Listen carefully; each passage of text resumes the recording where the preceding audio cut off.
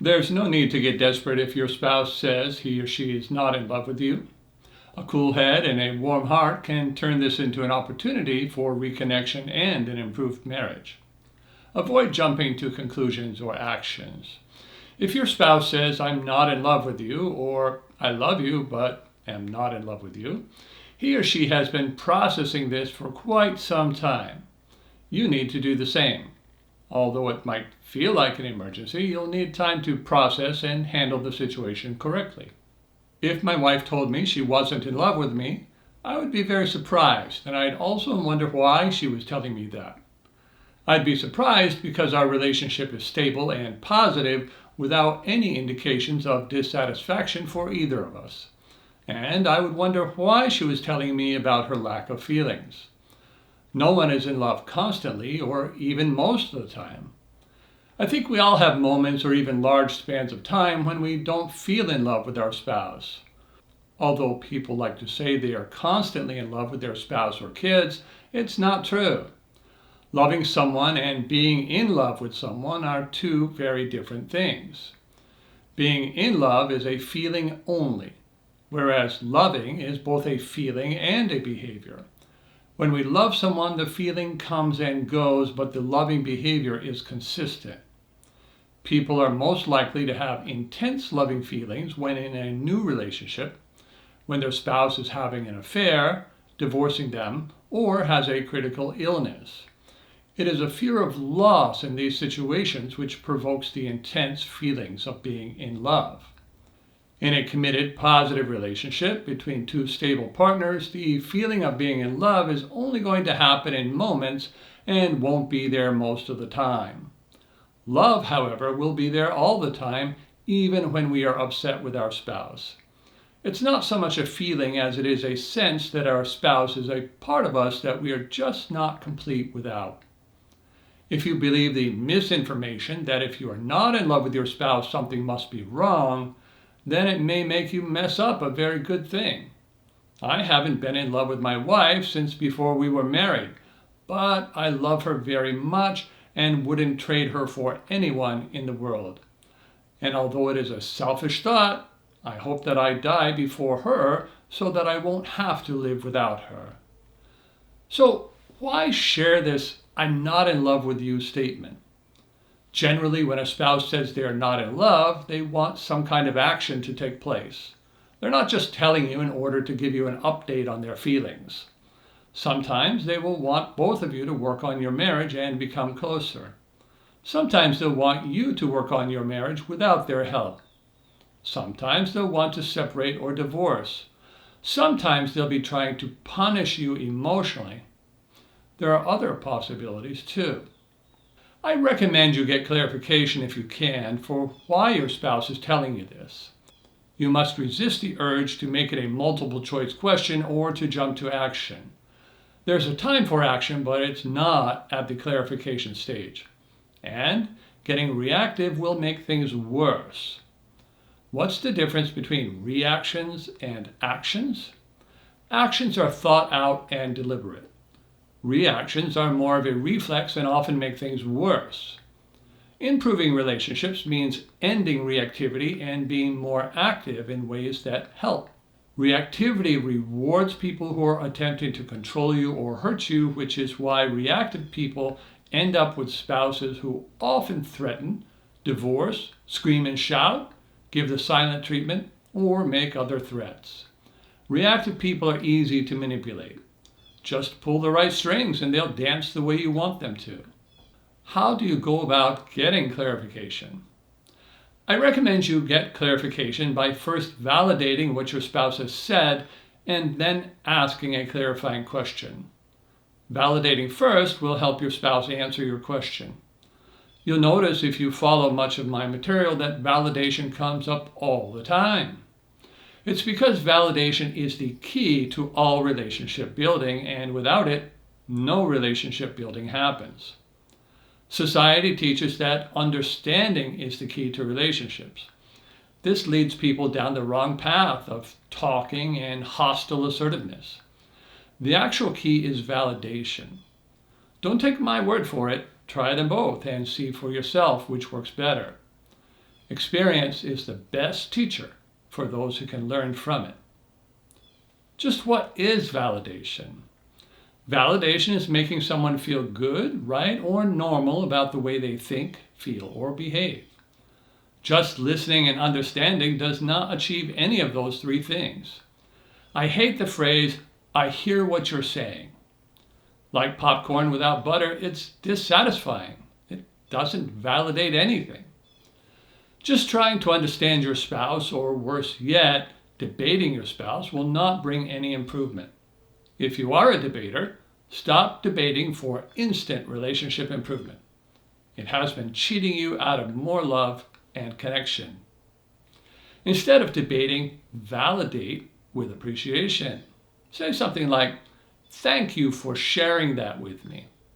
Appreciation is a type of validation because it makes people feel good for doing something. Why should you thank your spouse for sharing his or her lack of feelings? First, because it helps you to connect with your spouse. And secondly, because it's important information for you to have. Then, follow up with clarification questions. Ask questions such as, "How long have you been feeling this way?" And, "Why are you telling me this now?" If you want answers to both questions, then ask them one at a time.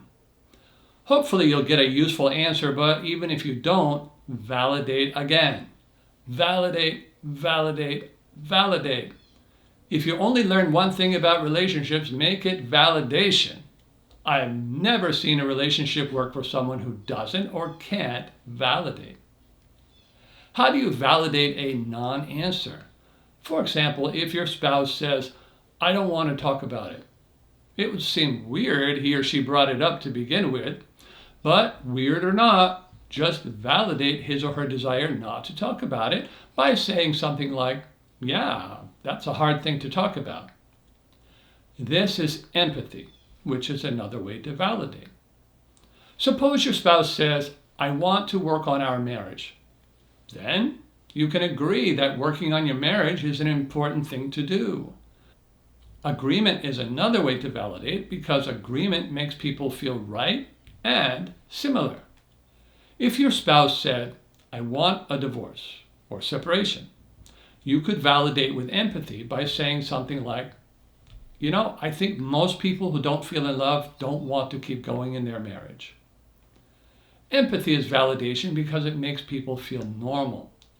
People often get this wrong by trying to convince, which makes them lose connection. If you want to increase your chances of reconciling, you need to foster similarity, not differences. The only way to connect with anyone is with our similarities. There are many variations of this. If you can validate this way without getting upset, you can promote the emotional connection between the two of you starting at that moment. It just might be the spark that you can use to start to rebuild the fire of love in your marriage. Validating is also a secure way to respond that does not reward controlling behavior. Whether or not you've gotten any clarification, don't jump into problem solving with your spouse. If necessary, tell your spouse that it's an important topic that you need some time to process on your own. Unless there's imminent, grave danger, I recommend you always take time to reflect on difficult situations. It isn't avoidance unless you don't actually get back to your spouse fairly soon. Both conflict and avoidance increase damage, whereas calming down, thinking, making a plan is a productive response. People with self-control issues need to practice correct responding so that when they encounter a threatening situation, they take correct actions instead of escalating problems. The problem with reactive people isn't that they respond quickly. It's that they respond quickly in the wrong way. Process the information after you get it. Processing information means mainly asking yourself some clarifying questions and answering them by yourself. As a reconciliation coach, I ask people questions all the time to help them better understand what to do. Unlike a life coach, I don't only ask questions. I also provide direct training in relationship skills. something life coaches and counselors generally do not do, or in a very limited way. When your spouse has said, "I love you, but I'm not in love with you," or something of the sort, here are some helpful questions to ask yourself during your time of reflection and processing. Is this the first time my spouse is saying this? If not, then when did it happen before? Do we spend too much time together? Have I made my spouse a priority over my job, kids, and others? Do my spouse's feelings make sense given how little we date, spend one-on-one time, and have sex? Is this consistent with how my spouse has been behaving toward me over the past few months? Are there things going on in my spouse's life other than our relationship that may be making him or her very stressed? Is my spouse encountering any physical illnesses or challenges at this time? Is my spouse grieving any recent losses? Is my spouse having problems with other relationships or just ours? Are there any indications that my spouse is having an affair? The answers to these questions will help you to know whether you need to be more empathetic, more helpful, or more attractive. From this list, two of the most common reasons for not being in love are too little time together and too much time together. If you think that may be to blame, then gradually increase positive time together or gradually reduce your time together. Too much or too little of a good thing is a bad thing. Sudden changes are not helpful no matter how much you feel like jumping into action and changing everything. Sudden changes create doubt. Only gradual changes build trust. Once you have processed these questions, go back to your spouse with your response. Choose a time when things are fairly peaceful. Ask your spouse if he or she has time to talk. If he or she doesn't, then ask when a good time would be and schedule it. If your spouse doesn't want to talk, then get back to him or her in an email or blank greeting card. I like blank greeting cards because they are personal without feeling too much like pursuit. Whether face-to-face or in writing, what you say should be fairly simple. Something like, "Thank you again for letting me know you don't feel in love with me anymore. I've thought about that quite a bit." After you say that, what you say will depend on what you have figured out. I often help clients craft such messages. There are many variations. An example might be, "Thank you again for letting me know you don't feel in love with me anymore. I'm sure it wasn't easy to say. I've thought a lot about it and I've realized that most women wouldn't feel in love with a man who hardly ever said nice things or spent time with her." There would still be one more thing to add to this message depending on what she wanted. It might be, "I think we've prioritized everything except for our relationship." Or, "If working on our relationship can help us to get those feelings back, I'm all in." Or, "I can't blame you for wanting to divorce. I appreciate you staying with me as long as you did." Or, "I know this time has been hard for you in many ways." Or, "I'm not accusing you, but if you found someone else, it makes sense that you wouldn't have strong feelings for me anymore." There are many possibilities. This initial response is very important. It should provide empathy, not solutions. If you can do that well, you can create a connection on which to build to save your marriage. All reconciling begins with empathy. It never begins with persuasion or problem solving. No matter how unfair you feel the situation is, if you want to reconcile, you must begin with empathy. Always connect before attempting to fix. Some of the major problems people have when trying to reconcile on their own is starting on the wrong step, combining steps, and moving too fast. Success comes from doing the right steps in the right order at the right pace. Many people behave like the man who was in so much of a hurry that he tried to put on both socks at the same time and couldn't get anywhere. Here are 4 things not to include in an empathetic response. Don't include apologies. People who apologize once they've been caught tend not to be sorry or taken very seriously. The apology at this time is taken as a pursuit behavior designed to get the other person to change their mind. Often the apology at this time actually provokes anger. If you're sorry now, then why did you keep doing it? I'm not against apologies, but they don't come at this initial step. And repeated apologies cause repeated irritation. Make sure you don't do that either. Second thing not to do is giving explanations. Explanations tend to come off more as excuses and are invalidating. I had a reason to be cold, distant, argumentative, non-sexual, work all the time, and so forth, so you shouldn't feel this way. If you ever make out your spouse's feelings to be wrong, you will create distance and be far worse off than if you simply validate the feelings. I can't blame you. I'd feel that way too. Also, avoid making promises to change. Promising to change is another pursuit behavior. It rewards your spouse for being threatening if that is what he or she is doing. If your spouse isn't being manipulative, then it is anger-provoking. If you can do it now, then why couldn't you do it before? The only conclusion is that you are willing to change now for yourself, although you weren't willing to change before for your spouse. Also, don't ask for more time. This isn't good for the same reasons that promising to change isn't good. You don't need to get your spouse to agree to give you time to change. Simply start working on changing in a gradual and positive way. As you change, so will your spouse.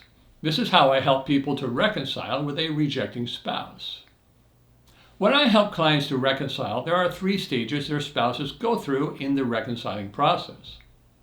The first is being rejecting and having no desire to reconcile. This stage requires being relaxed, friendly but not pursuing, cooperative, and becoming more desirable. This stage is most difficult for clients as they are making positive changes in the face of rejection. Every interaction is important, and this is when a coach is most needed. It's easy to get stuck trying to create a spark so that the fire never starts burning. The second stage that an initially not in love spouse goes through is ambivalence. It is a time of being hot and cold, pushing away and getting close, saying nice things one day and nasty things the next. Many clients tend to think something went wrong when actually they have made good progress. Their spouse is torn in 2 directions, whereas before they just wanted to end their marriage.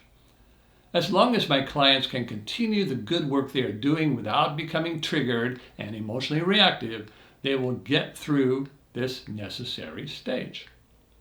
Spouses don't just flip from rejecting to reconciling. Between those 2 opposites is the middle ground of confusion and stress, which creates the ambivalent stage. Stage 3, mutual relationship building. This 3rd stage is helped along with good boundaries. At this stage, both husband and wife are invested again in their relationship. Reconciliation doesn't happen until commitment does, but that comes at the end of this stage. It's sad to me that so many people think they can't build their relationship until or unless their spouse is actively building it too. But as you can see, this doesn't happen until stage 3. If you're not starting there, then you can work your way there. The end result can be really good. Managed correctly, a spouse saying, "I'm not in love with you," can create a series of interactions that create a strong and loving marriage. Many people who initially felt gut punched by their spouse ended up being glad that they had to go through that. Some people won't take any good actions until they are gut punched. It's far better to have your spouse say, "I'm not in love with you," than it is to just get served divorce papers because they never spoke up. Unfortunately, many people become complacent once their marriage is rebuilt. They slip back to old ways of relating, stop prioritizing their marriage, and slide all the way back to the bottom of the hole they were in before. Let me level with you, you only get so many chances. Many people only get one. If you do get another chance, it will take a lot longer to build trust and old wounds will be harder to heal. Can we reconcile is not the most important question. If your spouse is not in love with you, the single most important thing for you to consider is not whether you can reconcile with your spouse. That's possible as long as you have contact. The single most important question is, can you be the kind of person your spouse finds desirable, and can you continue to be that way for the rest of your marriage? I want to say that again. Can you be the kind of person your spouse finds desirable, and can you continue to be that way for the rest of your marriage? Another way to say that is, what kind of person do you have to be for your spouse to find you desirable? And is that the way that you also want to be? If it is, and you would like my help to be that person and go through the steps of reconciling, I would be happy to help. See my Reconnections coaching package in the description for more information about how you and I can work one-on-one together to restore your marriage.